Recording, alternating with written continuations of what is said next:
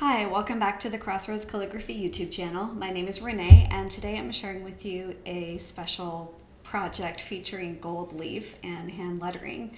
So this piece is for a residence of the Coopers, and it's called the Cooper Inn.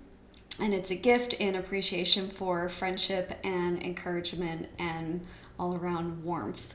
So I completed this at the end of July through the middle of August of 2024, and then it's February now, so I recently touched it up and actually gifted it.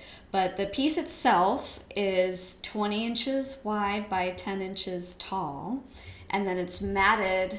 That means it's like a protective thick board around the edge of it. So the mat is cut to be 22 inches wide by 14 inches tall. So let me go ahead and flip the camera and I'll show you a little bit about how I created this piece. I pulled out a lot of stops with this decorative piece. So it features hand lettering and gold leaf. There's also shadowing, lots of shading within the letters. There's some tooling to the gold, which means that I used an embossing stylus to create grooves and dimples in the gold so that it would catch light better. The background is completely done by hand, a lot of horizontal lines to make the background appear like wood, and also some shading throughout this border so that it looks like it's catching the light even though it's not actual gold leaf. Alright, so the whole project started with this sketch on graph paper, and this is an 11 by 17 piece of paper, and I love using graph paper for my sketches because it already has built-in perpendicular lines, so it's a lot easier to make the letters vertical the way that I wanted them to be. So I sketched this by hand. I used tracing paper to double the O's because that's faster. And I started by drawing a line that I wanted the text of the main word to follow, and then started adding the letters to it. So once I was happy with this sketch, I transferred it to a piece of Arch's hot press watercolor paper using a colored pencil, so I knew what I had traced already.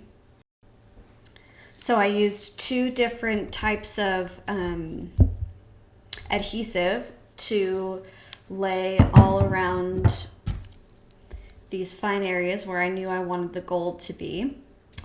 And then, if you don't know, gold comes in a couple different forms. It comes in a sheet. Sometimes it's attached to a backing and sometimes it isn't. So I use the type that's attached to the backing and flip it over and stick it to the gold and keep going until all your gold is covered, and then you brush off the excess and repeat. And we do the gold first because it sticks to everything, or it can stick to everything. So after I was finished with the gold, then I mixed up some custom colors of gouache that I learned about at the IMPETH conference. I learned from Harvest Crittenden how to mix custom colors. And after I had painted the whole background, and I used a Micron to go over everything, to go over all of the design elements to make them nice and crisp and make any corrections that I needed. And then I used this little ball stylus to add some dimples to the gold to catch the light more. So after I was all finished with the lettering and painting, I then cut a mat for this piece. I found a dark brown colored mat. I wish I'd been able to find a green one, but the dark brown actually worked out the best. So what I love about this piece is the way that it catches the light, how homey and lived in it is, but it's still a nice piece with integrity. It kind of invites you in and has warm colors to it, so you feel at home and as if this place is as special as it seems. So the Coopers are going to have this piece professionally framed, as far as I know. Let me know in the comments what you think of this piece, what you like about it, any questions that you have about the process, and you can also contact me for your own piece like this at the link in the description here, where I will probably also list all the materials that I used and a link to where you can find them. But I hope you enjoyed this quick video on this recent piece of mine, and we'll see you for the next one.